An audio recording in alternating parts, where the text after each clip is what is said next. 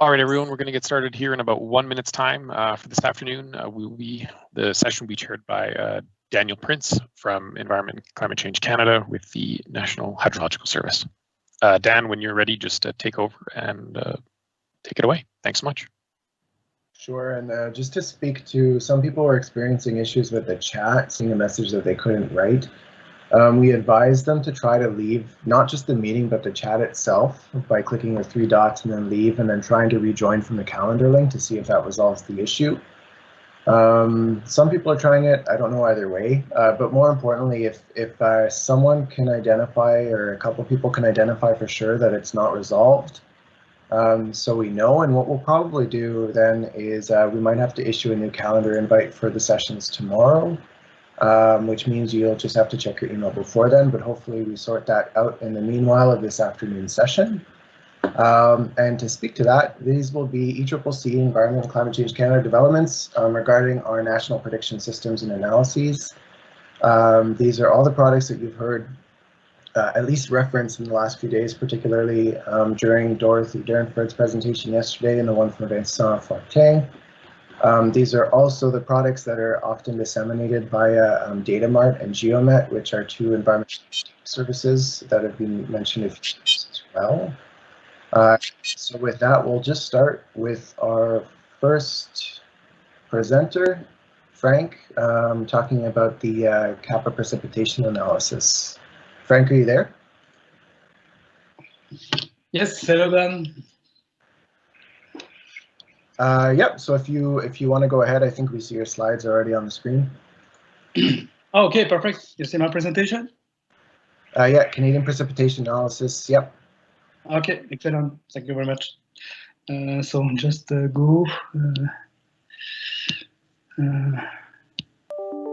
Oops.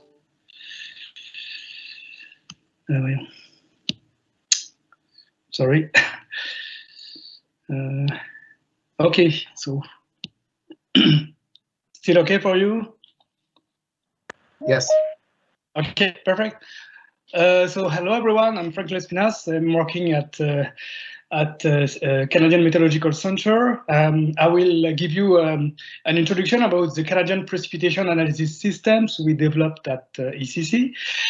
We have implemented the 3 versions of CAPA so far that I will present you during the next minutes.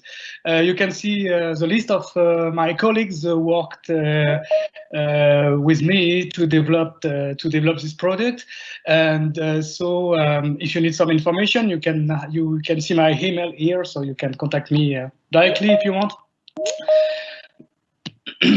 So basically, CAPA aims to produce quantitative estimates of precipitation in near real time over North America. CAPA simulates lots of observations coming from different sources of weather information. CAPA simulates ground precipitation measurements from ground stations, quantitative precipitation estimates from weather radars. CAPA also assimilates satellite imagery, goes imagery, which is used to clean up small accumulations in radar KPE, for example. And in the next operational version of CAPA, we will also use the IMERGE data as an additional source of observations. And because the observations that CAPA simulate does not necessarily cover the whole domain of CAPA, we also use a forecast, which is... Sorry? I guess we see your slides, but not the ones that you're moving through. So I see a screen of, like it's not full screen. Oh, okay. So I see like on the left there's the slides listed 1 to 10. In the middle you're just still on your first one, but it's not the screen that's actually showing the slides as you're going through them. Oh, okay. I don't know why. You might not be sharing the correct screen, Frank. Okay. You okay? The screen. Okay. Okay, I will try. The screen. Okay. Okay. Sorry about Okay. No problem. I understand. It's okay now, or? I try moving a slide.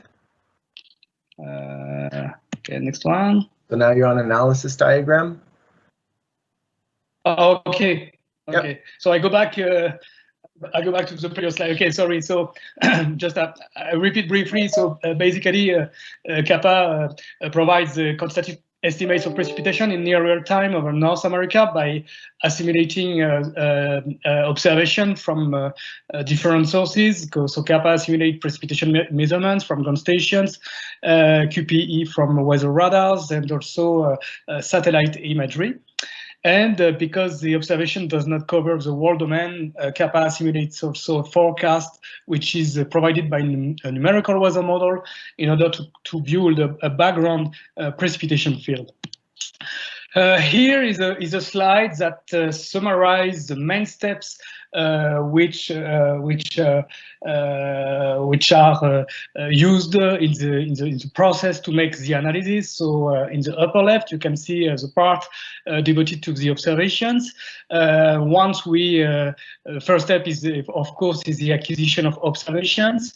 A second part is because the information we receive at CMC has different formats. So there is an important decoding step which allows us to use the observations from these different sources.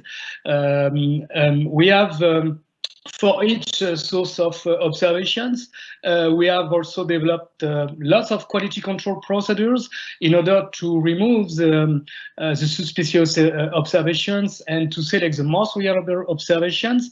And these quality control procedures are different for the ground stations, for the radars, and for the satellites. Another very important component for the observations is to develop some procedure that aims to correct the presence of bias. For example, we correct the bias in radar QPE using observation from ground stations. We have also to correct bias in image data, for example. So the correction for bias is also a very important component of CAPA. Once we have selected the most reliable observations and we have built our precipitation background field from the numerical weather model, we put that information in the optimal interpolation scheme. The optimal interpolation scheme to be run need to have error statistics for each source observation. So there is a preliminary step where we compute the error statistics for the radars of the ground stations and for the background field, and this is usually done using a variographic analysis. Once we have derived the error statistics, we can put them as well as the observations in the optimal interpolation scheme in order to produce an analysis value for each grid cell of the domain. So far, we have 3 different configurations of CAPA. We have two deterministic configuration of CAPA. The first one, historically, is the regional deterministic precipitation analysis, which is called RDPA. As you can see in the bottom left picture, you can see that RDPA covers essentially the North America domain, so US and Canada, with a spatial resolution of 10 kilometers. Over the last years, we have developed a high-resolution deterministic precipitation analysis. The acronym is HRDPA.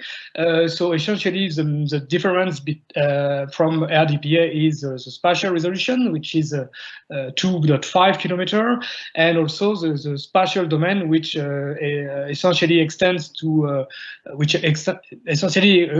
covers North US and a southern part of Canada. The precipitation analysis correspond to a precipitation accumulation at 6 for 6-hour periods or 24-hour periods, and we produce 6-hour precipitation accumulation analysis for each synoptic hour. But for 24 precipitation accumulation, we provide analysis at 6 and 12 UTC. Another configuration in CaPA is high resolution ensemble precipitation analysis.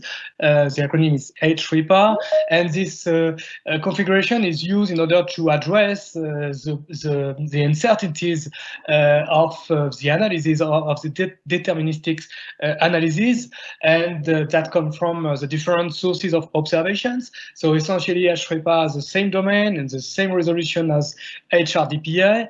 In the current configuration of HREPA, we use the statistically based perturbations in order to perturb the observations, the radar QPE, but also the background field. In the current version, we generate 24 members of 6-hour precipitation accumulation analysis. At ECC, we have what we call the innovation cycles that allows to bring some innovation and some improvements in the system we developed at ECC. So in the next slide, I will present you the different innovations for this, which are planned for this year. The first one is the addition of 3 additional surface networks on weather stations. So as you can see in the map, we will, in the next operation version of CaPA, we will assimilate more observations in Manitoba, but also in the region close to Toronto. And at each innovation cycle, we try to develop some collaboration with provincial partners in order to increase the number of observations. So another very important innovation is yes, you need to be aware that in CaPA we need to set up each radar individually, and this explains why we are not so far able to assimilate all radars in US and in Canada. So at each innovation cycle, we try to increase the number of radars that we assimilate in CaPA. In the next innovation cycle, we will add 5 new S-band radars in Canada and 29 S-band radars in the USA, so that the new radar coverage will essentially cover the HRDPA and the HREPA domain. Another thing that can be revisited regularly in CaPA is the static mask we built for each radar, and for the next innovation cycle, we have decided to revisit static mask for each radars. Here is just an example for Burlington radar. You can see on the left map the original mask of Burlington radar with green pixels correspond to the radar pixel which were assimilated in CaPA, which are assimilated in CaPA in the current operational version. In red, the invalid pixels that correspond to beam blockage areas, and in purple, the invalid pixel correspond to basically to ground clutter areas. And at each 2 years, we build some new statistic of average quantitative precipitation estimate. You have an example in the middle panel where you can see the spatial distributions of average QPE, and you can see that we have decided to revisit the mask for Burlington radar and to reject more pixels that correspond to essentially that correspond to beam blockage areas. You can see the updated mask for the next operation version in the right. Another innovation in 2021 is the assimilation of GOES satellite imagery for coming from the new generation of GOES satellites, GOES 16 and GOES 17. And this satellite imagery are very useful in CaPA to build some cloud masks, and these cloud masks are used to clean up small accumulations in radar QPEs. Essentially, we remove the radar pixel in under clear skies conditions using the GOES imagery. This corresponds to the same techniques that we used in the past with the old generation of GOES satellites, GOES 13 and GOES 15. Another very huge improvement in CaPA, a very huge innovation for the next operational version of the regional deterministic precipitation analysis is the assimilation of a new source of quantitative precipitation estimates, which correspond to the iMerge data. iMerge data is benefits from a global coverage. It has a precipitation rate available every 30 minutes. This product is available in early product format approximately 4 hours after the validity date. So, the product will be assimilated in the final pass of RDPA, not in the preliminary pass. And we have also, to assimilate iMerge, we have also developed a bias correction method using the relative humidity field of the model, of the weather forecast model, which is essentially based on the publication which has been released last year. You can see here an example of the impact of assimilating iMerge product in RDPA. So you can see 3 maps. In the left map, you can see a map of precipitation accumulation computed over summer 2019. It's an experiment without the assimilation of iMerge. In the middle panel, you can see the same map, but with the assimilation of iMerge data. And to clearly see the difference, you can see the right map, which shows you that iMerge is very useful to provide precipitation information, especially over water bodies where we have no lots of information from ground stations or from radar. So this is a huge impact for large water bodies such as Great Lakes. The impact of all innovations in RDPA can be seen also in the confidence index values of analysis. So basically, this index is a CFIA. The acronym is CFIA, and basically, to briefly, a value close to 1 corresponds to grid cell, which is where the analysis value is more dependent on the background field model. Conversely, a high value of CFIA corresponds to a grid cell, which where the observations explain the analysis value. So basically, what you can see in the left map is the average value of the confidence index computed for each grid cell of the domain for the current configuration of RDPA. So basically, the green and yellow areas correspond to pixels where we are more dependent on the background model, and the areas in purple or in gray correspond to the areas where the observation has more impact on the final analysis value. In the middle panel, you can see the same map, but with the next operation version of RDPA, and in the third map, you can see the difference between both maps. So essentially, the short message in that slide is to say that we have also, with the assimilation of iMerge, we have also increased highly the confidence index values for the world domain, especially in the areas where we have not lots of ground stations or not lots of radar data, which is the case in the northern part of Canada or in the western part of US, where we don't assimilate radar, for example. We have starting to work on different research and development projects. So probably the results of this project will be implemented in the next innovation cycle. So not this year, but probably in 2 years, something like that. Very recently, our colleagues from radar team has developed a radar mosaic product, which is called Baltrad. The advantage of this product is BALTRAD assimilates continental data from all radars in US and in Canada. It benefits from quality control procedure, which aims to detect and to remove beam blockage areas from the radar signal. There is only one product to consider, compared with the approach we currently use, where we assimilate one radar one by one. So potentially, BALTRAD would allow us to have less maintenance for the system. It comes with a quality index that could be used in order to select the pixel we would like to assimilate in CaPA.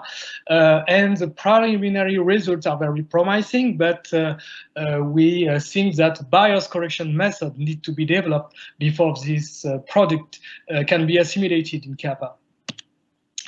Another very important research and development project is the issue we have about the solid precipitation measurements, and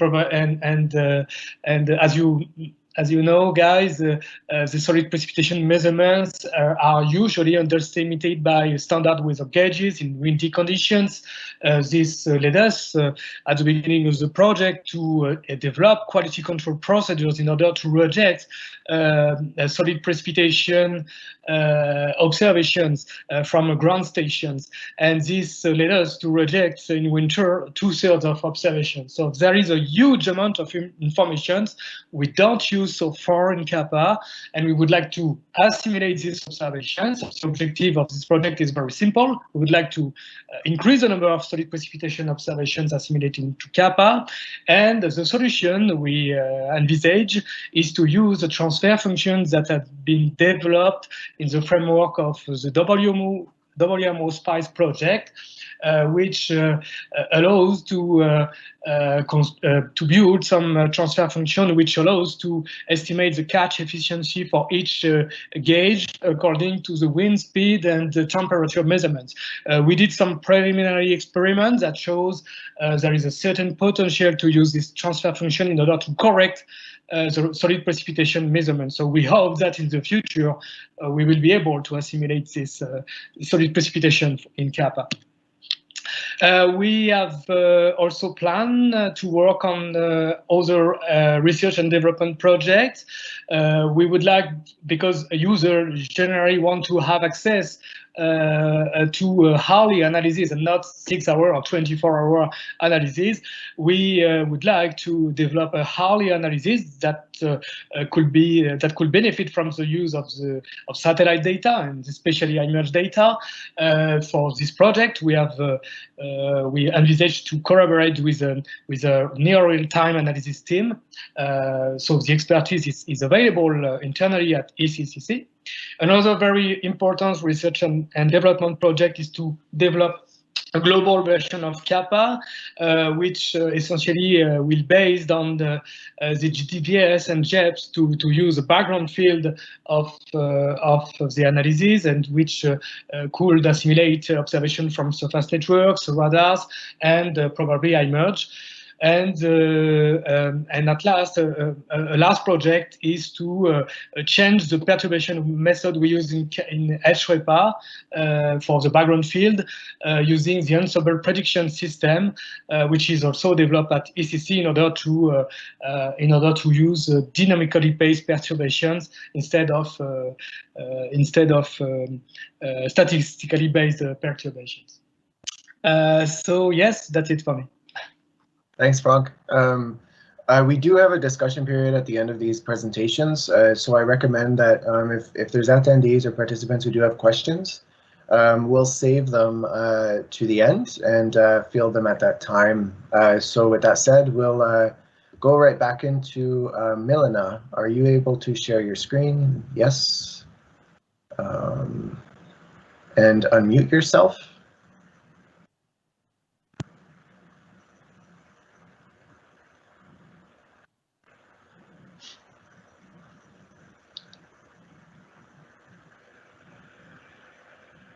You'll need to unmute yourself. Yes, I know, sorry. So I started to share the presentation, and then, so do you now see my screen or? Yep, and then I think even when you put it in full screen, we were able to see that. So it's working? Yep. Okay, thank you. So my name is Milena Dimitrijević, and I will talk about 10 kilometers North American precipitation and land surface reanalysis based on GEM atmospheric model. And this is the joint effort between research, development, and operation at Environment Canada, and more specifically between Meteorological Research Division and Canadian Centre for Environmental and Meteorological Predictions. Here I'm listed all people involved in this project, and first authors are Nicolas Gasset and Vincent Fortin. So I'm starting with initiation and motivation for the project.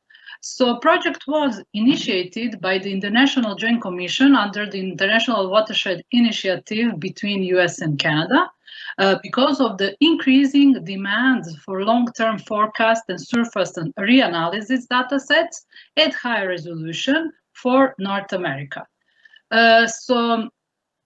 Surface reanalysis and atmospheric reforecast systems allow us to run the current models back in time, and in our case, we will be going to 1980s. And also it allows us to estimate precipitation even in the areas with limited gauge and radar coverage, and provide seamless reanalysis across Canada and US border, and to be available for all Canada-US transboundary watersheds. There are also a lot more utilization for the reanalysis, and I will just mention regional climate studies or climate trend analysis. So the methodology that you already saw yesterday briefly, so we started with ERA interim because at the beginning of the project, ERA 5 was not available. So we know that we have like need to update it with the new ERA 5 reanalysis, but then we are, however, running all the Environment Canada internal models. So we are first doing GEM-SURF surface model at 39 kilometers, which is initialized with ERA interim, and then that is used to run the global version of GEM at 39 kilometer atmospheric model to downscale ERA interim and GEM-SURF. And we are doing also a regional run, which is covering, I'm showing here the domain, so North America and also Arctic Ocean at 10 kilometer resolution. And what is really important here is that the regional model is using surface observation in every run. So we are using CaPA and for the precipitation assimilation, and CalDAS for land surface analysis. And you already heard about operational CaPA. Here I want to just mention that in this version of the CaPA, we are just using surface observations, so we are not assimilating radar or satellite for now, because it is difficult to cover back in 1980s with radar data, and because we want to have a consistent series of observation throughout the reanalysis period. So here a little bit more about configurations. So the global component and regional, in the time scales, we are running 12-hour cycles at 0Z and 12Z, and we are producing 24 hours reforecast. The main difference is in the resolution. First of all, because the global is run at 39 kilometers resolution with 45 vertical levels, while regional version is at 10 kilometer resolution and we have 80 vertical levels. But what is really important, as I said, is that we are doing online precipitation and surface analysis.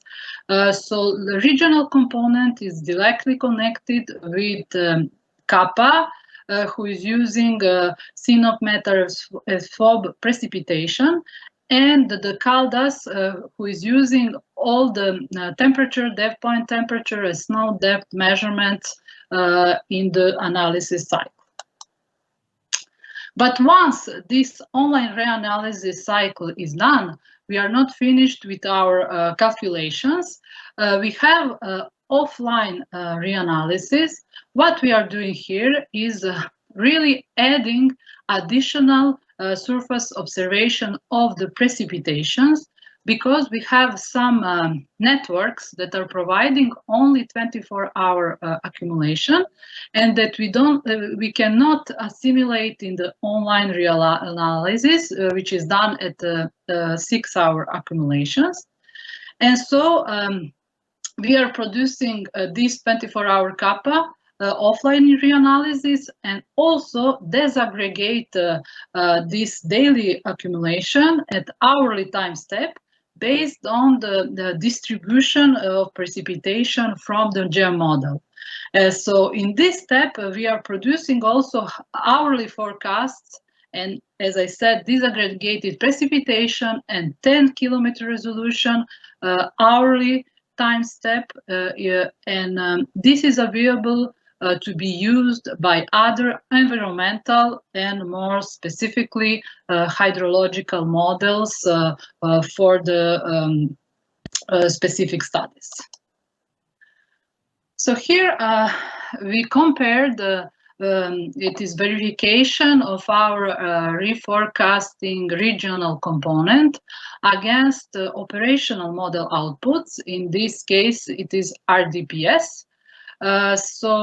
Verification is for 2011 to 2017, because previously we don't have archive data from operational model outputs. And so here in the table, first column is for winter, then summer, then spring, summer, and autumn. And we have also stratified by different domains. So we are starting with Alaska, Canada, then we have Mexico, North America, and United States for the several variables. So we have surface pressure, depth point temperature, and the wind. And this is the root mean square error shown here. So if it is blue, operational model is better than the reforecast, and if it's red, the reforecasting system is better than the operational model. So we are seeing that apart from few cells where, and especially from, and it is only for spring, then sometimes summer, we see that all is red, which means that the reforecasting system is better than the operational model. And sometimes the differences for depth point temperature are going like for Canada around 7%. So here I wanted to show for screen level depth point temperature the time series just to see the performance over time. So here we are starting in 2011 up to the end of 2017. And as previously, operational model is blue and the red is reforecasting system. And so we see that from 2016 up to now, we have the same performance of both models. And then if we are going back in time, reforecasting system is better than the operational model. And this is due to that we are using the most current and the best model configuration to do a simulation for the past periods. And at the bottom, I just wanted to illustrate, and here I'm showing a time series from entire period that we have up for now from the reanalysis, which is from 2000 up to 2070. And for depth point temperature, again, over North America, just for the reforecasting system. And so we see at the bottom, we have number of observations. So even the number of observation is a little bit decreasing, going back in time. We see that we have, however, consistent outputs throughout the time from the reforecasting system. So now a few more words about CAPA analysis and observation data sets that are used. Here I'm concentrating on the precipitation networks used. So as I said, in the online analysis, we assimilate CNOP, matter, SWAB networks to do online 6 hourly precipitation assimilation. And then in the 24 hours offline reanalysis, we are adding additional networks. And so in Quebec, here on the map, you can see in brown the stations added in province of Quebec from Quebec government. Then we have a CHEF, which is standard hydrologic exchange format in USA, and those are the stations presented in green here. And also in Canada, we are adding adjusted daily rain and snow climate data, which is presented here in pink.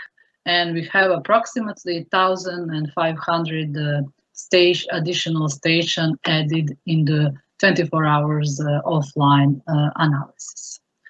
So this offline analysis allow us also to, once we have new additional networks from provinces, for instance, that are not assimilated in our online analysis, we can fairly quickly do just 24-hour offline analysis and improve our precipitation quantities by new observations.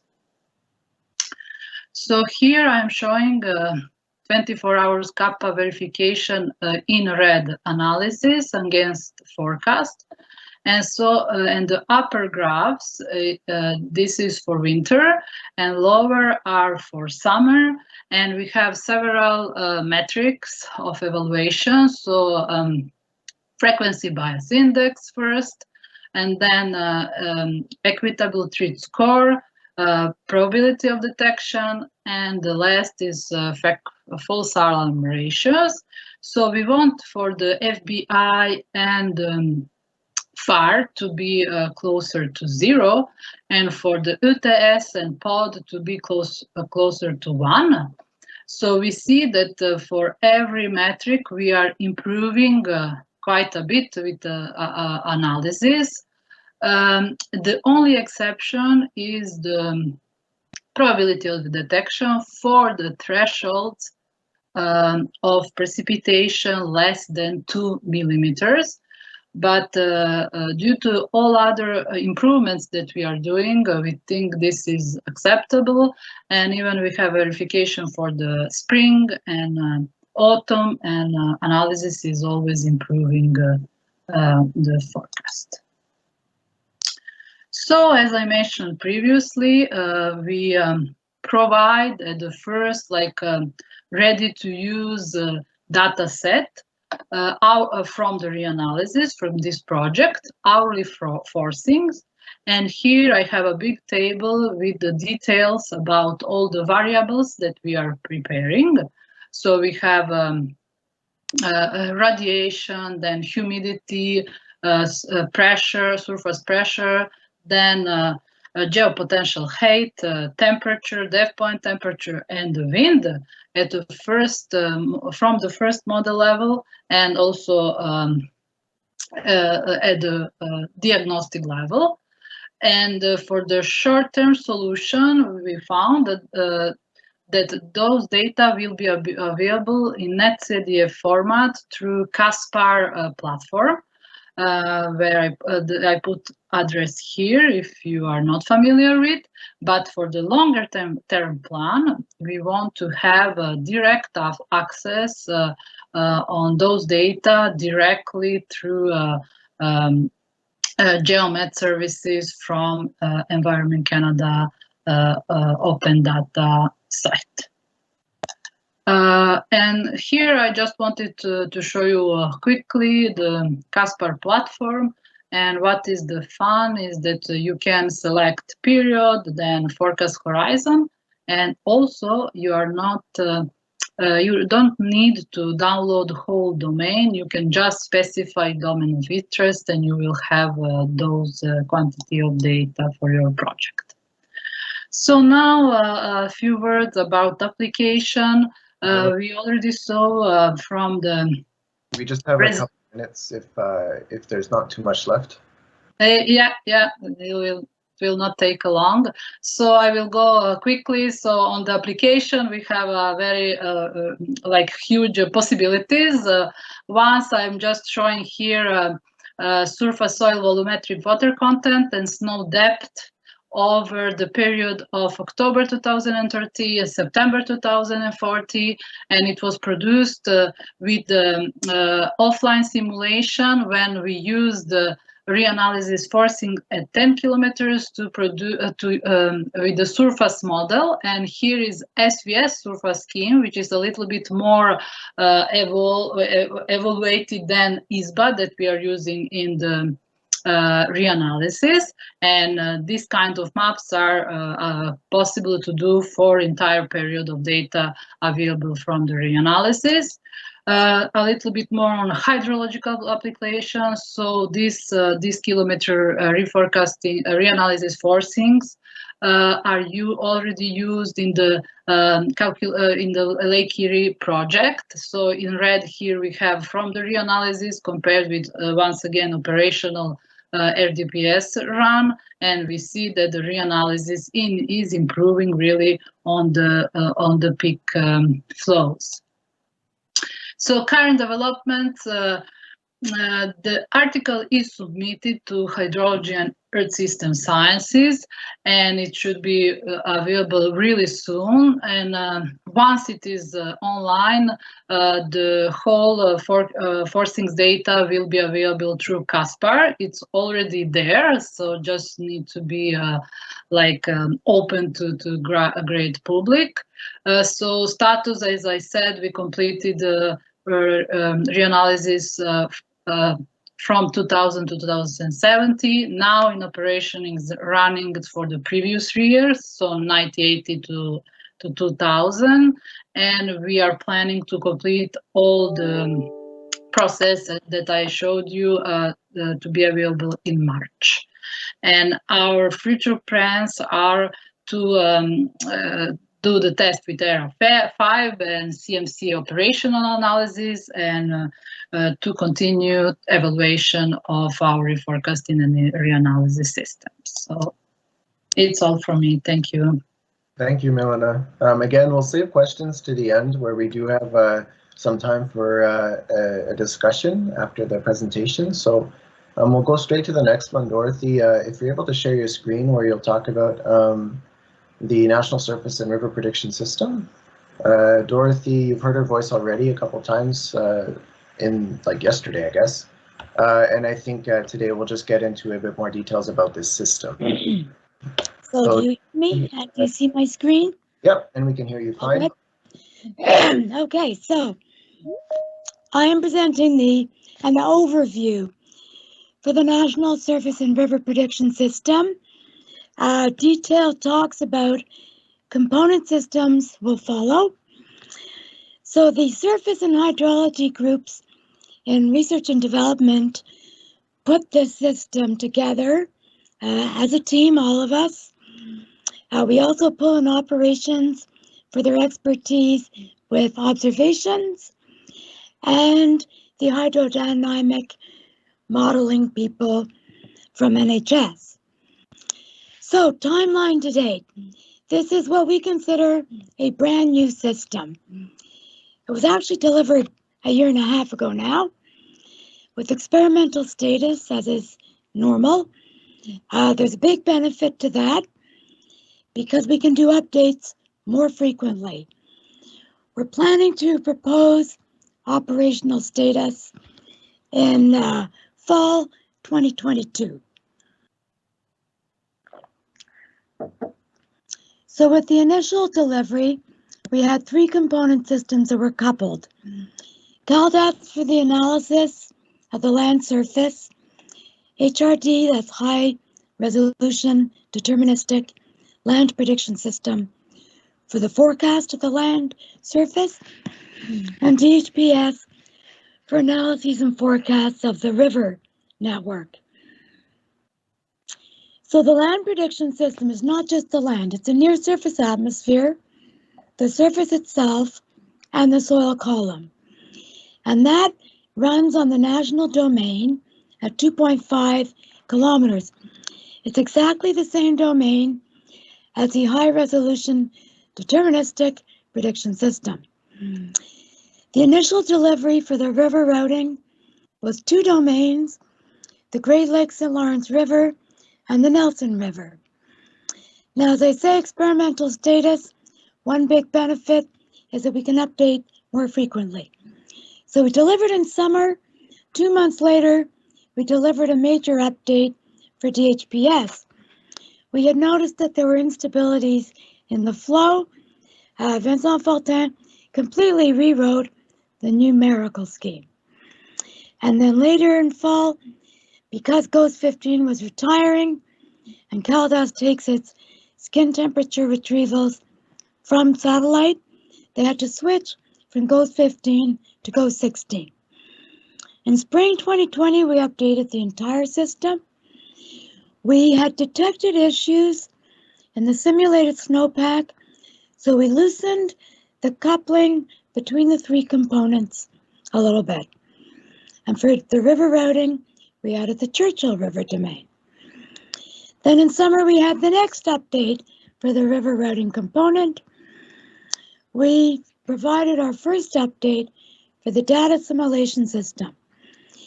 Now, when we assimilate observations of river discharge, instead of just inserting them and having the benefit flow downstream, we take the information from the observation and we move it upstream, propagate the information upstream. It gains a scale for 2-3 days. And it virtually eliminates error on any river with an observation during the data assimilation cycle. We also added the Mackenzie and Yukon River and Gulf of St. Lawrence domains. The Gulf of St. Lawrence domain is all the terrain that drains to the Gulf. Okay, so here's our schematic. So we're going to look at it in a little more detail. The purple boxes are the piloting models. So we pilot the data assimilation cycles with HRDPS. That also pilots days 1 to 2 of the forecast. We have a forecast going out to 6 days. Days 3 to 6 are piloted by GDPS. Now, we're currently adding in a coupling for CalDAS to HREPA, the ensemble precipitation analysis. So HREPA is now being brought in as an active member of NSRPS. Then we move down, we move to the land surface schemes. So CalDAS, the satellite version, for the analysis of the land system, HRDLPS for the forecast. And moving down to the bottom, we have the river systems. DHPS provides an analysis plus a 6-day deterministic forecast. Flows from DHPS with the next update will pilot SHOP, which is a 2D hydrodynamic model. So just basically what I've said, the NSRPS is a chain of models. At the moment, it's all one-way coupling, and we do 2 runs a day. So we start off with precipitation. Then we move to an analysis of the land, forecast of the land, analysis of the 1D rivers, and the forecast. So what do we could add in next? We're delivering an ensemble version of the land prediction system this spring, probably April, and also an ensemble version of the 1D river routing system. So these two will every day, once a day, will run a 16-day forecast. On Thursdays, it will be extended to 32 days. We've also been working on changing the piloting fields for SHOP, the hydrodynamic prediction system, to coming only from NSRPS. So we're almost there. We should have that ready in its entirety for fall. At that point, SHOP will be a component system of NSRPS. So SHOP, just to specify it, is a 2D hydrodynamic model. It provides depth-averaged water levels and currents. Because of its unstructured mesh, it can resolve the intricate coastlines, the channels, and the areas with very strong currents. At the moment, it's on the St. Lawrence domain. We're hoping for fall to bring in the Lake Erie domain. So, one of the things we really like, one of the things about NSRPS, well, first of all, I should say is its modularity. Because it's composed of component systems, we can update the components. It's easier if they're standalone systems. But because we've worked at using the same piloting models, the same modeling domain, the same version of the land surface scheme, and the same geophysical databases throughout the system is internally consistent. So even though it's made up of component pieces, it behaves as a single system.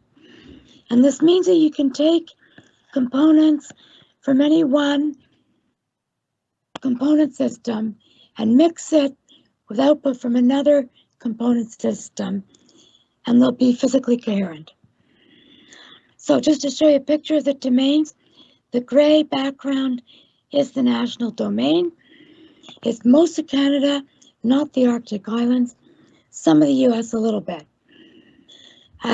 So for the river routing, the 6 domains running now are the Yukon, Mackenzie River, Churchill, Nelson, and you can see the non-contributing areas. Great Lakes, St. Lawrence River, the Gulf, and then for this year, by fall, we have the Skeena River domain ready that drains to the Pacific.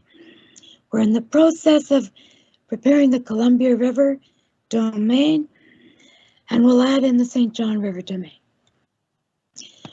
So I've mentioned some updates planned for 2021. We're in the middle of the Innovation Cycle 3. We're tightening up the coupling again. So CalDAS will take precipitation from the ensemble of precipitation analyses. And also the coupling between the 3 original components will be tightened up again. We've been working a lot on the snowpack. And then of course there are combined innovations for the individual component systems. This fall, the land surface may add an update. It's not definite. DHPS will be adding the 3 river domains that I mentioned. And by that point, we should have SHOP ready to be a fully active member of the system. So what does the system give for products? Well, the ensemble of precipitation analyses of the state of the near surface atmosphere. So I've listed temperature, humidity, winds. There's also pressure. There's also insulation. If we haven't listed something, it's not because it's not available. At the surface, there's the skin temperature and the snowpack. In the soil column, there's a moisture. So all of this is constrained by observations.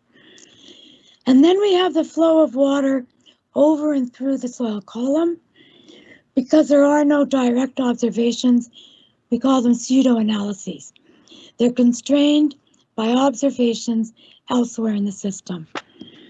6-day deterministic forecasts have the same variables. 6-day deterministic forecast of 1D river flows and lake levels. We provide the net basin supply at the moment on the Laurentian Great Lakes. This spring we'll be adding Lake Champlain Athabasca, Great Slave, Great Bear Lakes. If you would like other large lakes added, just let us know. 2021, we're working on dissemination. So we're trying to get all of this out. Let us know if there's something that you're interested in that we haven't mentioned. And that's it. I provide my list of references. A lot of serious work goes on in research. And that's it for me. Thank you. Thank you, Dorothy. Again, we'll keep questions to the discussion period we have at the end of these sessions. So for example, just a reminder, Frank, Millen, and Dorothy, if you guys can stay on and stay connected, I'll remind you to unmute yourselves later. And for now, we'll go into the next one by Marco, who is going to speak to the data assimilation component of the river prediction system that Dorothy just presented. So Marco, are you able to share your screen? Yes, and you've unmuted yourself. Yeah, do you see my screen? Yeah. Okay, give me a second here. I'm gonna just make it large. Yep. Okay, so so today I'm going to talk about the data assimilation component of the NSRPS, and more specifically for CalDAS-SAT. This is a highly collaborative effort, as Dorothy has mentioned, between the research and development branches at Environment Canada. And it's something that I think it's in continual development, and I'll go over the components of this system now. So just to provide, so the goal of the CalDAS-SAT is to provide our best estimate of the land surface through the assimilation of space-based remote sensing observations, which are directly related to the land surface. Hence, we call this the CalDAS-SAT. CalDAS is the Canadian Land Data Assimilation System. As Dorothy mentioned, this is an experimental system which has been running in CMC, Canadian Meteorological Centre, or the Canadian Meteorological and Environmental Prediction operations since the summer of 2019. The CalDAS-SAT portion is a continuous land surface data simulation system. And it produces analyses every 3 hours over the grid of the HRDPS at a 2.5 kilometer grid spacing. When we first implemented in July of 2019, we were somewhat conservative, and due to the latency of the SMOS brightness temperatures, we had set a conservative latency of 9 hours. And I'll get back to that later on as one of the innovations we'd like to make as part of this innovation cycle. So you've seen this diagram from several previous slides. And I've just highlighted in white here on the left, really the component that I'm going to talk about today, which is the CalDAS-SAT, which is a continuous cycle. It's fed by forcings from the HRDPS and will soon be coupled with the HREPA. And its goal is to provide the updated analyses of pseudo-variables for the DHPS, the surface runoff, subsurface lateral flow, and drainage, and also provide the land surface initial conditions to the forecasting component of the NSRPS, namely the HRD-LPS. So yeah, I'll go ahead to the next slide. So the CalDAS-SAT is based on a external or offline land surface modeling system. We call it the service prediction system. So it's one-way coupled. There's forcings that come from one of the NWP models, and it forces the assimilation system, but there's no feedback from the assimilation back to the operational models. The soil, vegetation, snow, the SVS land surface model is something that's been in development since I guess 2015 or so, and it is used as for the first guess. It's a more sophisticated model than what is currently used in operations, and it's really an opportunity to really demonstrate the strengths of this more sophisticated land surface model. As is commonly done for land surface data simulation, we use a one-dimensional ENKF. So the ENKF is an ensemble Kalman filter, and the simulation is done at each grid point independently. There are no horizontal error correlations between state variables. Those are neglected, unlike for the atmospheric data simulation where you have, a correlation and you can have the observations influencing unobserved points in the certain radius, if you will. So the analysis of snow depth is based upon the an ensemble optimum interpolation. So there's an optimum interpolation that's done with each individual member of CalDAS with the snow observations that are in-depth snow depth observations, and then it's the average of those and ensemble members, which is the snow analysis which is provided as part of the CalDAS SAT. We use CaPA, or the CaPA methodology, to generate an ensemble of precipitation analyses which are used to force the individual members. We ensure that the radiation fields are perturbed spatially, which are consistent with the precipitation perturbations.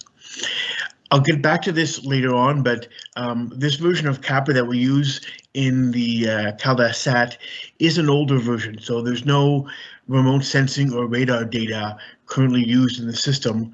But as we will be coupling, hopefully in the spring with the HREPA, we'll be able to take advantage of those additional databases. And the forcing, as I showed in the previous slide, for the offline runs are derived from the HRDPS trial fields. So we use short-range forecasts from those trial fields to force our system. So this is the domain. The domain here, given in red, is the domain for the HRDPS, and these smaller blue boxes are more historical remnants of when the system was first developed. We had smaller subsystems, limited area models running over those regions. Then I believe it was 2014 where it was actually made into a domain-wide grid covering essentially, except for the Arctic Islands, most of Canada and the roughly half of the US. So the observations that are simulated in the SRPS, this is currently what is simulated. We simulate the soil moisture and ocean salinity, SMOS L-band brightness temperatures. We simulate the GOES East, the new GOES R series, the GOES 16 surface temperature retrievals. And we perform a 1D VAR with background checks and whatnot inside the NSRPS itself to ensure that these retrievals are as unbiased as possible. There's the precipitation gauge observations from the SYNOP and MEDAR networks that go into the CaPA analyses that are used to generate the precipitation forcing. And we have the in-situ snow depth observations that are simulated as well. So the SMOS, as maybe many of you know, was launched by the European Space Agency. Actually, this should read 2009, I'm not mistaken. So it's a satellite that's, far exceeded its lifetime. It's still running well, but one never knows when these systems will fail. It's a polar orbiting mission with overpasses at 6 a.m. when the ascending node, at 6 p.m. for the descending node. And these are more direct observations of soil moisture. These basically the observations of the emission from the land surface in the L band, a much longer wavelength of 24 centimeters, and it's highly sensitive to soil moisture in the first 1 to 5 centimeters. And this emission is measured as a brightness temperature. And for the L band, the emissivity is lower for wetter soils and higher for drier soils. And that translates to colder and warmer brightness temperatures. And the dynamical range in these brightness temperatures can often exceed 100 Kelvin. So you get quite a large range of L-band brightness temperatures for wet and dry soils. So the products from CalDAS SAT, Dorothy touched on this in her talk. As a reminder, CalDAS SAT produces and analyzes land surface every 3 hours over the entire HRDPS domain. And, Other downstream applications, for example, the DHPS and the HRDLPS, use a mixture of a mean and median of the ensemble members for their land surface initial conditions and subsurface conditions.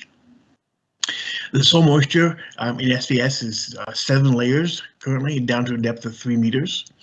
We provide a surface temperature analysis for the bare ground, vegetation, and snow. There's a snow depth analysis, and there are our best estimates of the surface runoff, subsurface lateral flow, and drainage, which are used to feed the DHPS. And as CalDAT is based upon the ensemble camera filter methodology, in fact, there are 24 members. And so there are individual land surface analyses which are produced from CalDAT. And as I'll talk about in the next presentation, it's really those 24 members which can then provide the initial conditions necessary for the ensemble prediction component that's currently in development. So just what we did was we just did, this is back when we were developing the system. So these are tests that date back to 2016, but nonetheless, we looked at some of the correlation score metrics against the SMAP level of floor prime. This is kind of one of the highly regarded soil moisture analyses, that one of the best out there. And so on the left, we have the CalDAT. On the right, we have the soil moisture from our land surface modeling system, our NWP system, the HRDPS. And the system on the right uses the traditional screen level temperatures and dew points to modify the soil moisture to give a better forecast. And it does a very good job for NWP. But as you can see, especially for the root zone, the correlations are quite poor. And it really shows that there's a lot of temporal variance in the root zone soil moisture to satisfy those, persistent errors in temperature and humidity that the atmospheric model wants to correct. So this is the correlation. You can see on the right and the left-hand side, the much higher correlations for the CalDAT. And then if we look at the centered RMSE difference, again, for the same 2 products, you can see that the scores are much improved in the CalDAT version as compared to the product on the right for the HRDPS. And you can even see the some of these concentric circles, which are a remnant of the OI that's being used in that system. So the upcoming innovations, as many people probably want, a couple HREP. So right now the module to perform the CaPA precipitation ensembles exists within the CalDAT suite. We want to remove that and couple it to the HREPA, which will allow us to have more surface gauge observations from provincial networks, and also the many radars in Canada and the US. And it'll also allow developments on the HREPA side to take place, and we can benefit from those improvements as that module sits outside. We have a revised snow depth analysis, which I'll get to in a second.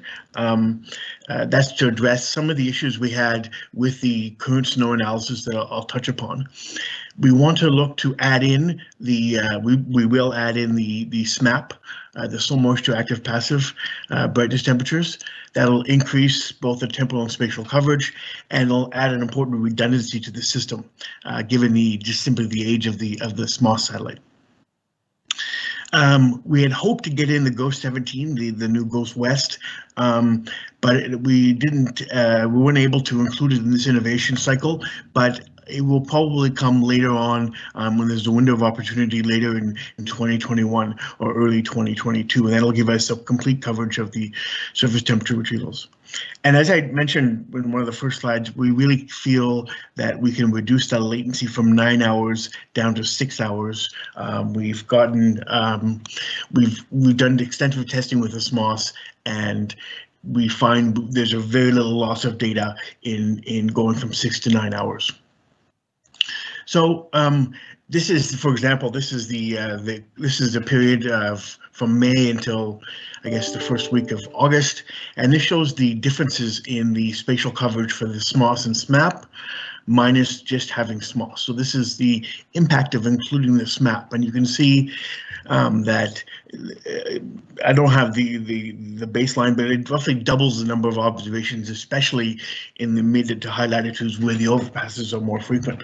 So we're definitely getting a much better spatial coverage in terms of the L-band data by including the SNAP satellite. So this is the revised snow depth analysis, and this is the work that's led by Camille Garneau. So what we had found out was that the way in which we perturb the precipitation, adding in phase shifts and so on, was working well in flat, non-mountainous regions, but over the mountainous regions, there's a little less uncertainty as to the location of the precip. Quantities may vary. So what we decided to do was we removed what is planned to be done is to remove the snow depth observations themselves, because we found they led to a degradation of the snow water equivalent. There are issues with, especially with the assimilation of the OI, where the OI scheme itself takes, only an XY distance, doesn't have that walking distance. So stations are not located in the higher mountain regions. They can often underestimate the snow depth. Camille has added in the IMS product, which is a binary product to correct the extent of the snowpack, and this is applied in non-mountainous regions. So in areas defined by a certain elevation distance, we do not do any correction based on the IMS data. And what's really important is we do a debiasing of the snow depth estimations, and we anchor that to the control member of the CalDAS, which is essentially an open loop. And every time we do an analysis, we anchor the ensemble mean to that snow depth analysis. And I'll just show you in the next graph here. So up on the top left is what is currently running in operations right now. This is the date in February 1 of 2020, and you can see the snow depth on the left. And this is the new revised snow depth analysis that we are currently running as part of the innovation cycle. You can see that it retains much more structure, especially over the Canadian Rockies and the coastal mountains along the west coast. And that's really, we believe it's really, maintaining, especially in the areas of higher elevation, it's maintaining that signal from the open loop, which has much more structure and it's less smooth, if you will. And there's the difference on the bottom left. You can see the differences are quite high over the mountain regions, up to 50, maybe even 100 centimeters more of snow in certain localized regions. You can also see in the operational, you can see these circles that are the remnants of the OI. So these are individual snow, localized snow observations that give these concentric circles. And I just provided on the right the snow depth analysis from SNODAS. And visually, I haven't done a detailed comparison, but visually it compares well.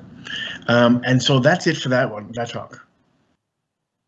Thanks, Marco. And yeah, it's a change in our schedule that you will be also speaking to the next one, which is the land surface prediction system, as you've kind of already outlined it. So if you can just switch. Oh, okay. Give me a second.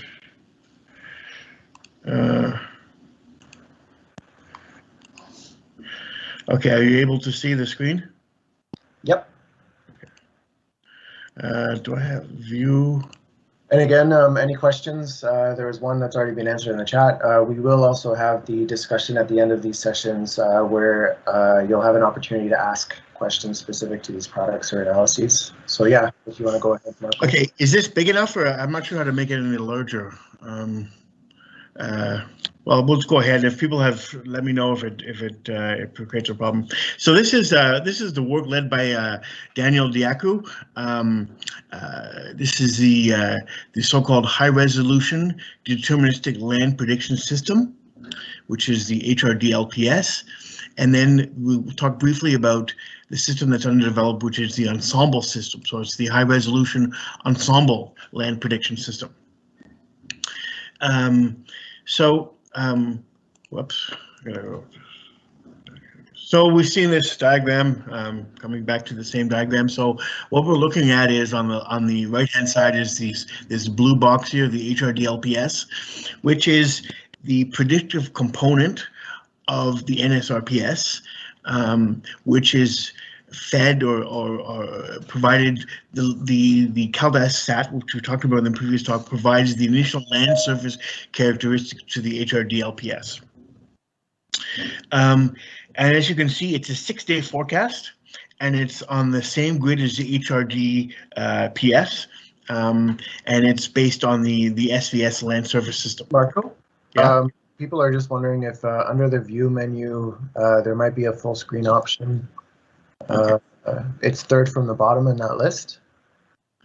Oh, yes, thank you. Okay, is that better? Yep, thank you. Okay, perfect. Okay, so here's the HRD-LPS, and as we'll talk about, the forcings for the system really come from two separate systems. We have the HRDPS, which is the days 1 to 2 forcing. The HRDPS is only a 48-hour, only goes out to 48 hours. And then we have our global deterministic system, which provides the forcings from days 3 to 6. The main motivations for the development of the HRD-LPS and its ensemble component is to provide physically coherent, high-resolution, medium-range, deterministic, and ensemble forecasts of screen-level temperature, dew point, and wind. So we're really looking at the near-surface variables, and it's kind of like, it's a bit of like a downscaling. Basically, you have a lower resolution forcing, and it's being downscaled with important geophysical fields and terrain adaptation. And it provides the surface runoff, the subsurface lateral flow, and the drainage to the predictive component, the DHPS. And eventually the EHPS, which is the ensemble system. So these are the important variables that it provides. So the HRD-LPS is running in operations in experimental mode since July of 2019, and the HRE-LPS is currently under development. And it is running in a user account right now and being tested for potential implementation later this spring. They're both based on the SVS land surface model, and they use what I talked about earlier, which was the service prediction system. So they're an offline. It's an offline system. It runs on the national 2.5 kilometer grid for the HRDPS, and the geophysical fields and the SPS configuration are consistent with the CalDAS portion. This is something Dorothy talked about, that internal consistency. There are a few things that are slightly different in the predictive component, but by and large, they are virtually identical. Some of this, the SPS configuration has to do with the emissivity in urban areas and some minor changes. So the HRD-LPS is the deterministic, and then the HRE-LPS will have 21 members, and it will be driven with hourly ensemble atmospheric forcing from the REP system that was talked about earlier this morning. That's our regional ensemble prediction system at a resolution of 10 kilometers. And then we have our global system, which has a resolution of 39 kilometers and is a global system which will provide the forcings beyond day 3. The REP system only extends to 72 hours. So on this next slide here, we have on the left, we have the service prediction system, which you can see in the first graph here, the GEM model, where you have the atmospheric and surface, and this two-way coupling. So in the forecasting component in our NWP systems, excuse me, there's a two-way coupling. Whereas in the HRD LPS, there is a one-way coupling. There's the atmosphere, which forces the land surface with forcing adaptation or terrain adaptation, but there's no feedback from the land surface back to the atmosphere.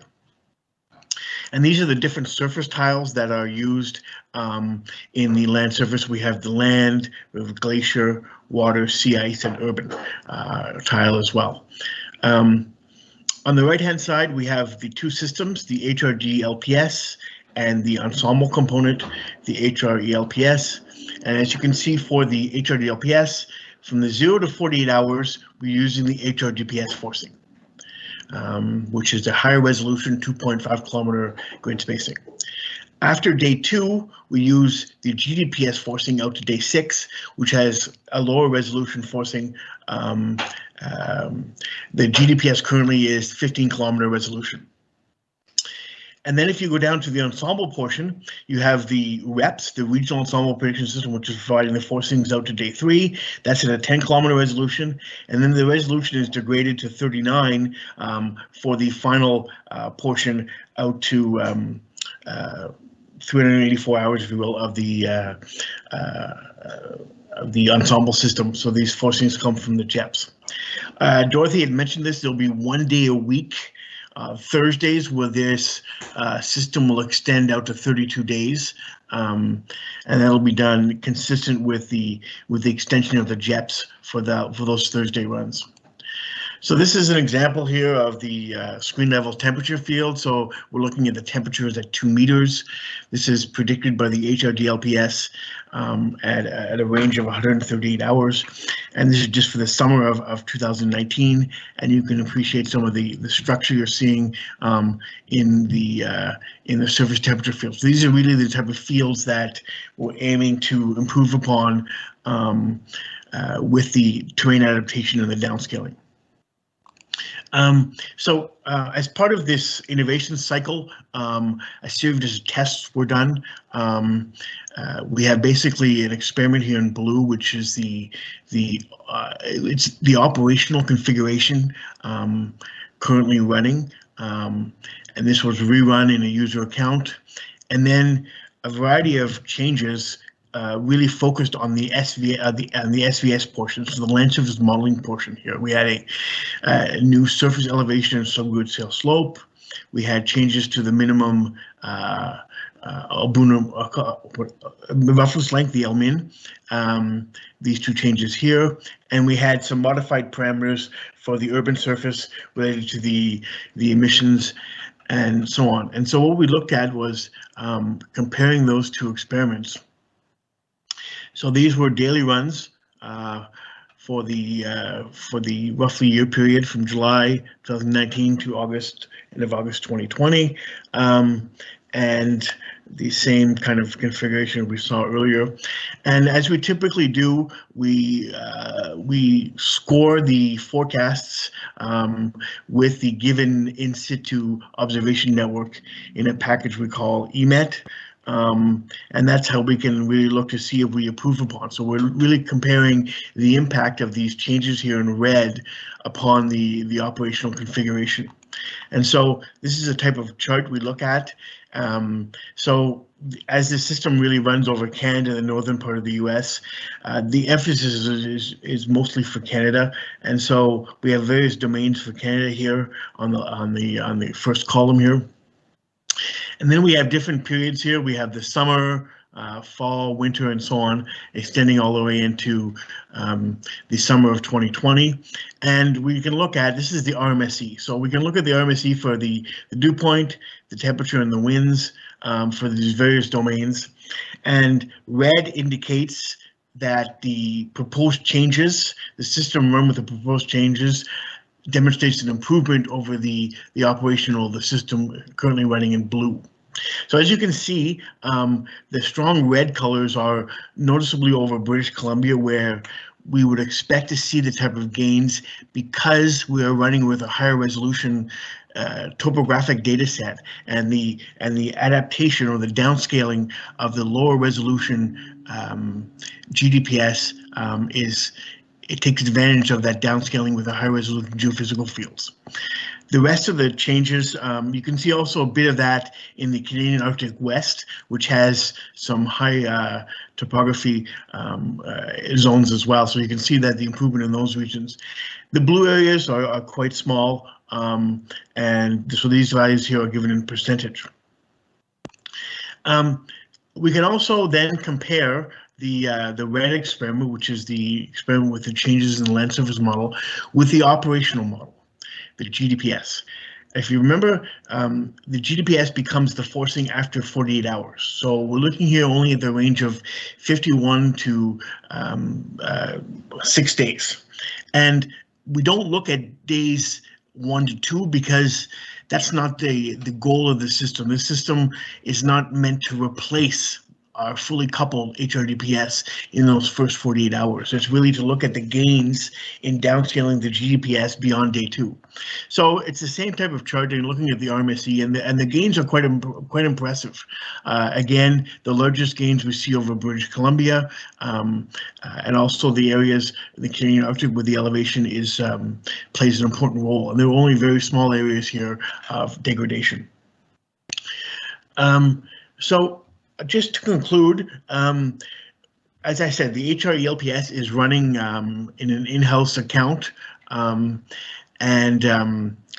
we did a quick comparison of the performance of the HRELPS with our regional ensemble prediction system. They are different resolution, and we looked at the 1.5 meter temperature scores for the summer, 2 months in the summer of 2020. On the left-hand side, you have the RMSE as a function of spread, and on the right-hand side, you have the continuous rank probability score, which is basically you're looking at the PDF of the observed land surface, and you're looking at the distance, cumulative distance between the PDF and the ensemble system from the observed. So if you go to the left-hand side, you can see here that there's a desirable feature is to have the blue and red lines, the dashed and solid lines to be closer. And you can see here that the red lines for the HRELPS are closer. So that is something that is desirable for the system. And you could also see in the blue how the spread of the ensemble is quite much lower than the spread of the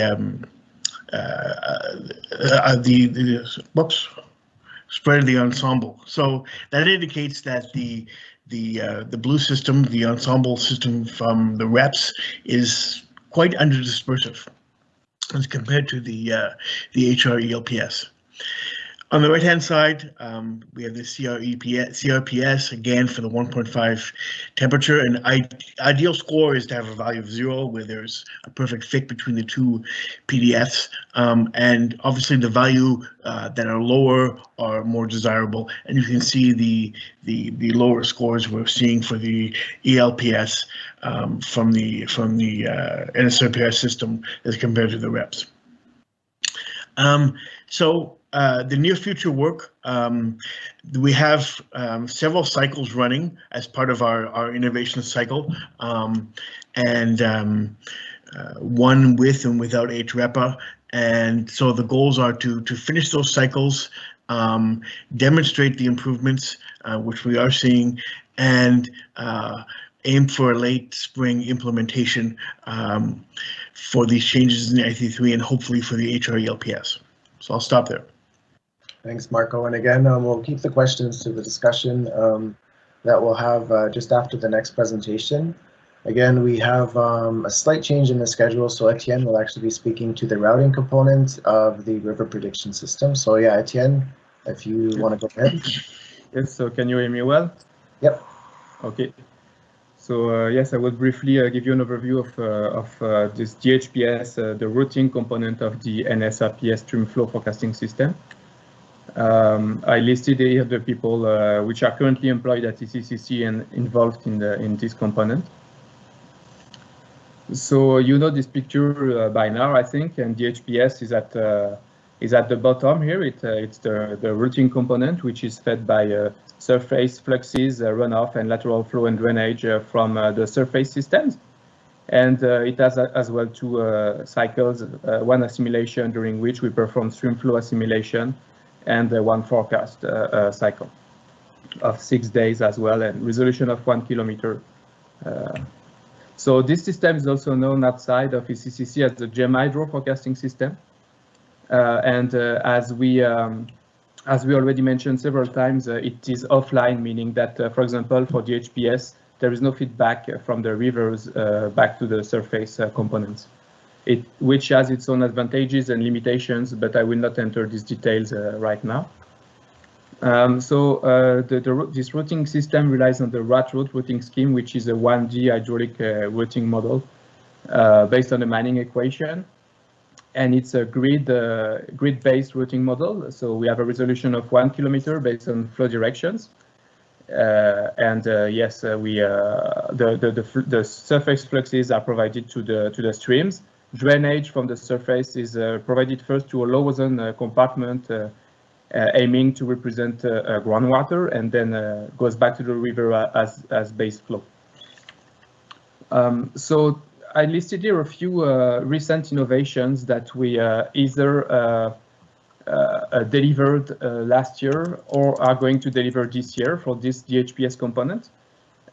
So for example, there is this backward propagation method, which is the streamflow assimilation, which I'll just mention after.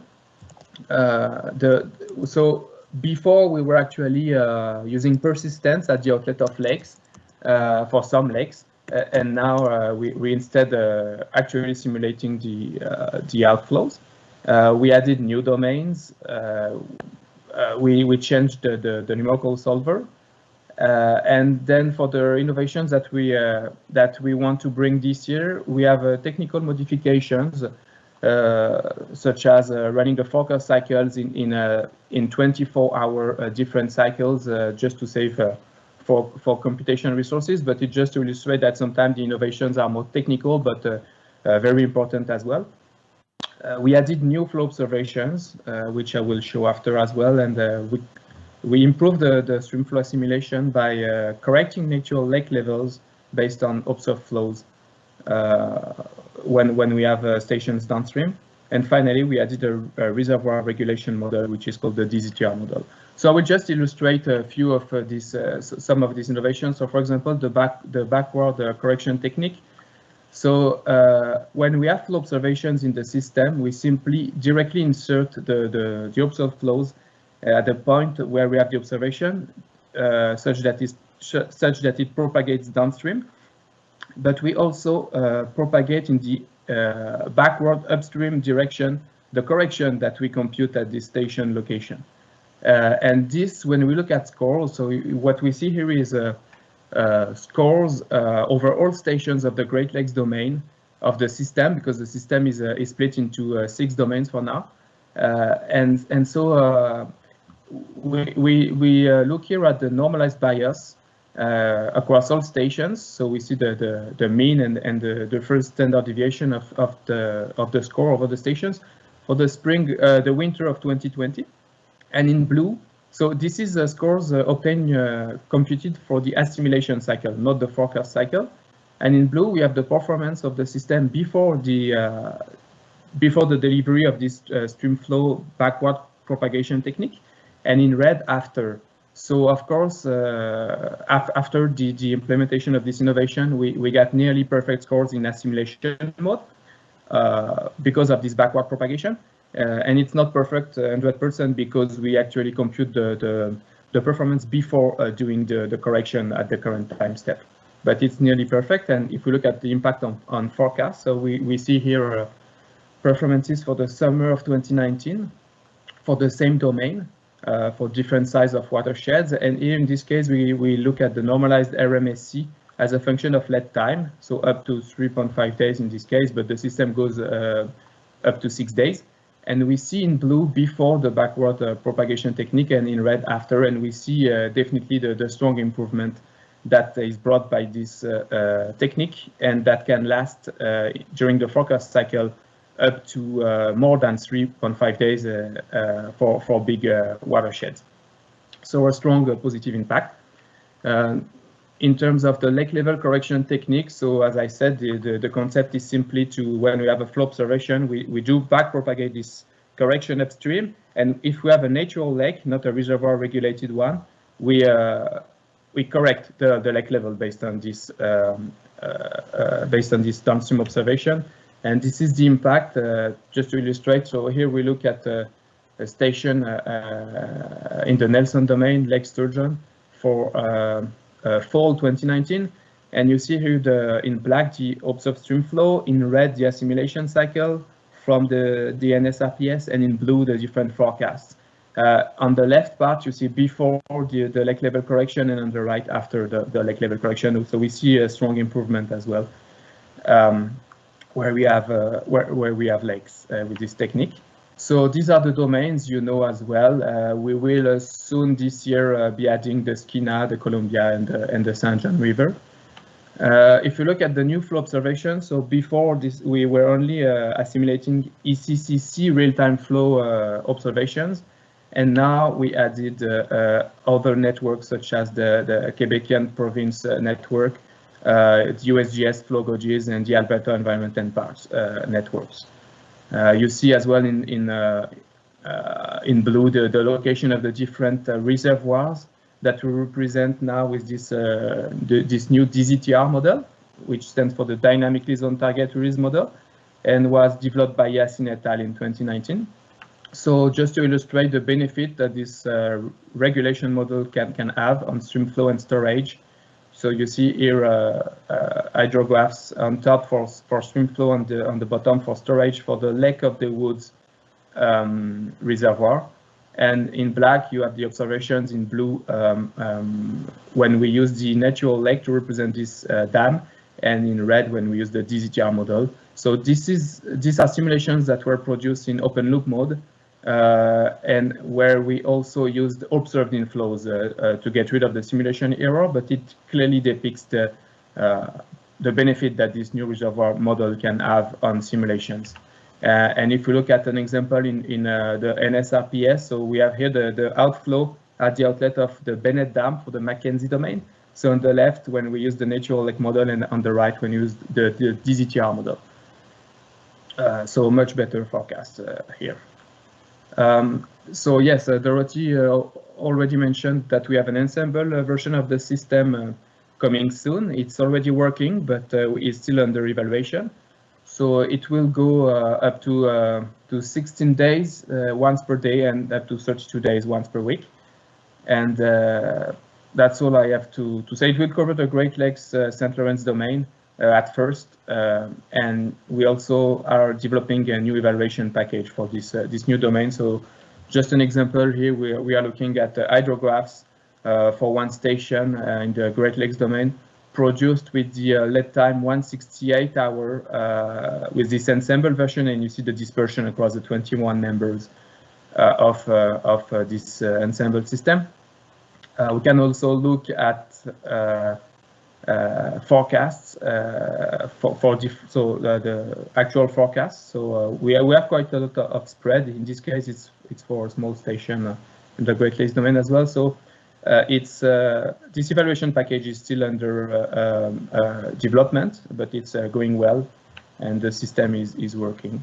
So in terms of future work, we also work on trying to calibrate the SVS and WAC root parameters using automated calibration as part of the GRIP-GL project, for example. We want also to still improve the streamflow assimilation technique by also correcting the groundwater compartment based on observed flows. We will do a test with the new lake model that is coming soon as well, to improve its impact on stream flow, to improve the connectivity between the surface and the routing schemes. We will do tests to assimilate level data, for example, for lakes and reservoir based on the upcoming SWOT satellite mission or level gauges. And we do, yes, we'll do other works as well to improve the ensemble system. So by using different initial conditions, different parameter sets, etc.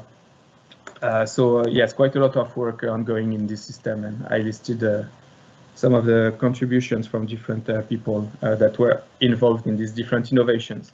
So that's all for this system. Thanks. Thank you, Etienne. And thank you to all of our presenters. I do ask, if you haven't already, please send your presentations to Evan so that we can make them available to the participants at a later date. And further, tomorrow, anyone who's presenting in the morning sessions, if you can do the same thing and send your presentations if they're ready to Evan, so in case we have to switch to him, navigating them in case we run into some technical issues. I do want to ask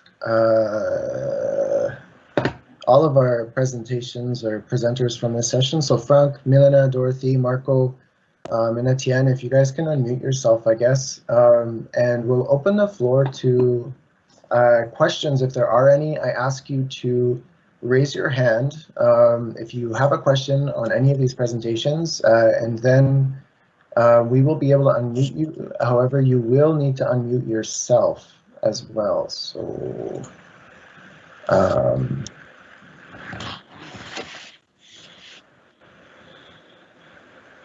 so Khaled, you should be unmuted now. Hello? Yeah, can you hear me? Yep. Okay, so you've just been muted. I'm not doing anything. It's automatically. I don't know what's happening. No, Sorry about that problem. I apologize. Yes.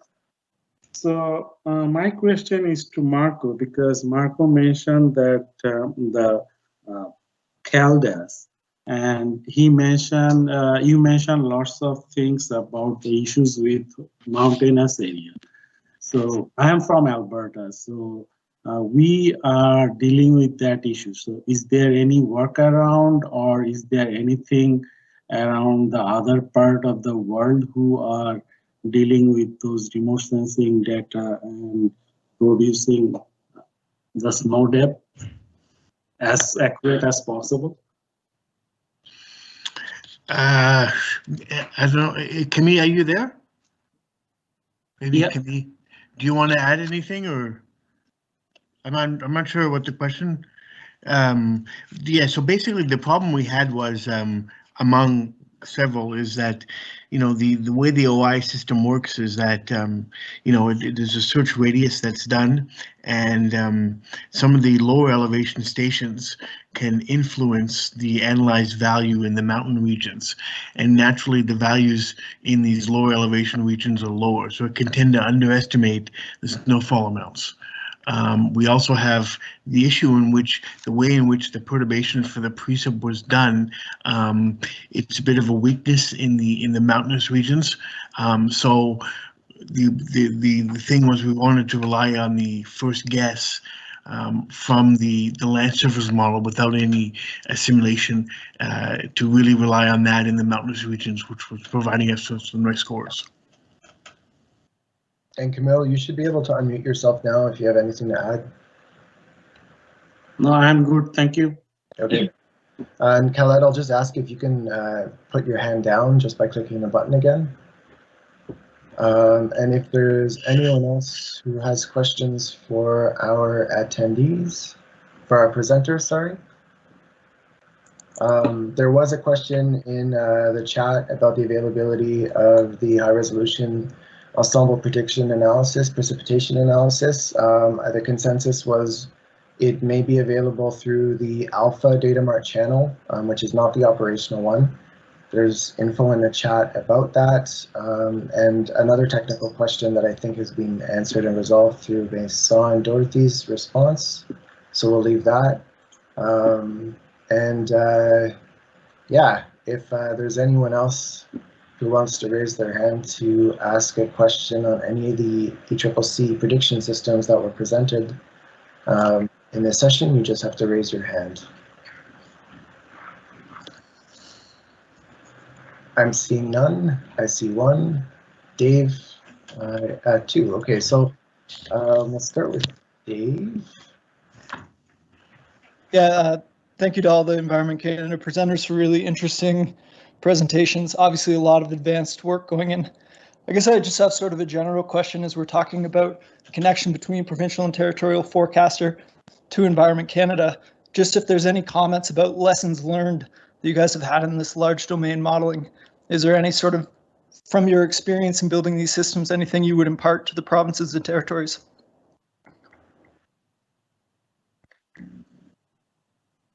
It's a general question. I don't know if Dorothy, you have any insights. I mean, I would say that the purpose of this workshop is really for all of us to talk together and learn from each other's experiences. Obviously, through development with Dorothy's group and Vincent Fortin's group, they've been setting up these models in domains across the country at the same time. But some of the jurisdictions have been doing that themselves. It's a great opportunity to exchange information because I'm sure there was difficulties on both sides, and to learn from each other. And certainly part of the outcomes of this is also making available everything that's being done internally accessible to our provincial and territorial partners so that they can use them in their systems if they see a good point of that. Dorothy, if you wanted to add anything. What I'd like to say, I think, is that the benefit of working on the large national scale is that we try to have a uniform system that works across the country. So we detect a problem with the snowpack in the mountains, we fix it. In fact, we improve it everywhere. So we try, it helps us to have a big domain. It helps us pinpoint the weaknesses. For the river routing, we try to have one system that's standardized, that is reliable. It's not going to get everything right for every local situation. And that's where I would really appreciate input from the provinces and territories. We can do, I think, a good general job on a big scale. That's what we work towards. And certainly there's breakout sessions for the provincial and territorial partners, as well as some of the global water futures researchers tomorrow, where we will hopefully be able to discuss some of those items in more detail, more one-on-one and less formally. Amir Mohammed, are you able to unmute yourself if you still have a question? Yeah, my question is to Milena on the CAPA reanalysis product that's coming out, hopefully soon. So I have two questions. Whether the leap day is included in the forthcoming product, and some of the variables from Jim are available at 40-meter elevation, such as wind speed.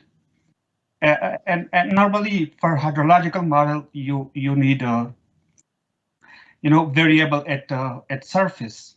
So how does that work? So sorry, just about, I will answer right away a second question. So as in the table that I showed for the four things, we have wind, for instance, at 40 meters, which is from the first atmospheric model level, but we are also providing wind speed and 10 meters. So I think it will help for to be able to use it for other like hydrological models. Is it answer your question? And also for all other variables, for instance, from temperature and humidity, we have first model level, which is around 40 meters, but then we are also providing like 1.5 meter diagnostic temperature. Yeah, so both are available for those common meteorological fields. Even though the 40 is there, so is the near surface, and you can use that. And to the first item, confirm if I get this right, but I think you were asking if the data set includes leap years, like February 29th, as Yes. where some climate data sets omit Yes. that, run on a 365-day calendar. Yeah. So Milena, if you just want to speak to that.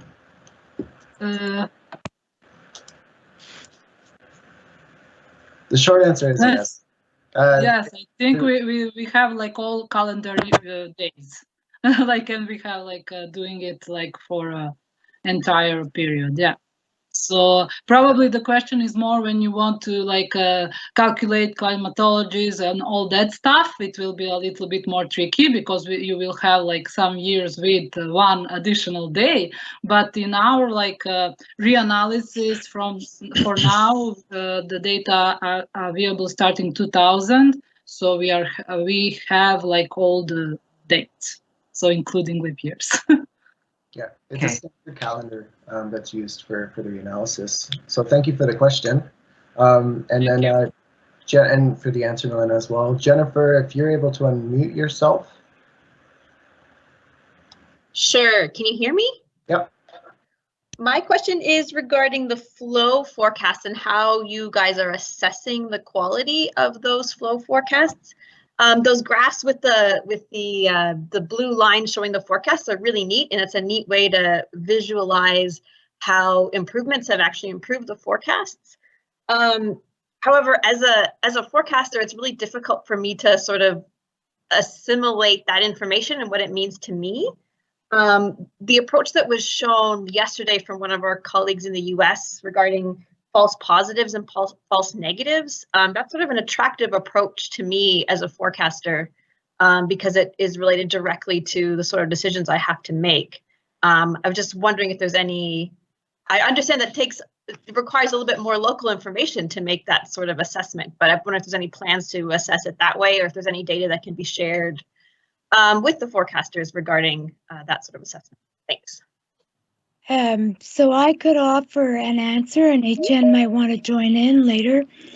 We developed our initial verification system for the purposes of CMC, where when you want to do an update, you have to compare the performance of what's already running in operations against what's coming with the new version. So that satisfied those standards, but we decided it wasn't satisfying us. So we currently have a postdoc under Vincent in research, Silvia Innocenti. She is a statistician, and she is creating a new verification package. So you're asking your question at a really good time. If you can be specific, you could either provide it in the chat or for the discussion groups tomorrow what you would like to see. This is exactly the kind of information that we'd like, because the package that Sylvia is developing will be used to verify updates for the model, but it'll also be used in our monitoring system. So every day when we run the model in operations, we'll be spitting out information. So we'd love to know what you would like to have. And I mean, actually, that can be as simple as, Jennifer, if when the presentations go out and when they're shared, if you don't already have the one that you had in mind from yesterday, even just identifying that slide and saying the way that this information is presented really resonates with me, I think that's just the first step. And then, as Dorothy was saying, it can inform some of the development that they're doing and that's ongoing, to see if there's a way to fit it, to include that as one of the types of outputs or the ways of showing the information that's coming out of this analysis. So we can follow up about that. There's no other hands raised right now. We are coming to the end of our scheduled time. If anyone does have any last questions, just raise your hand and I'll get to you. In the meanwhile, there is inconsistency on the agenda for those who will be attending tomorrow morning. In one place it says it starts at 10:30 and in another it says it starts at 10 Eastern Standard Time. It will in fact start tomorrow morning at 10 Eastern Standard Time, so please join at that time as opposed to the one that says a half an hour later.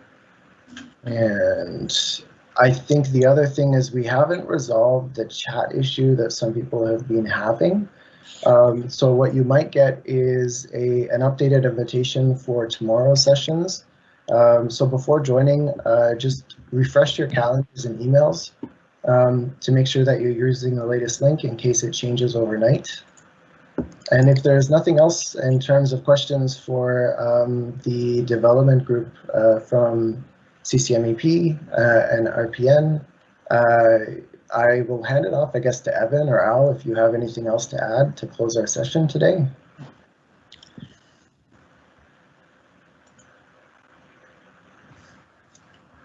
Yes. Thank you, Dan. I do, yes. Just thank you all for attending today. I really appreciate it. I think it's been an excellent session and I think we've learned a lot.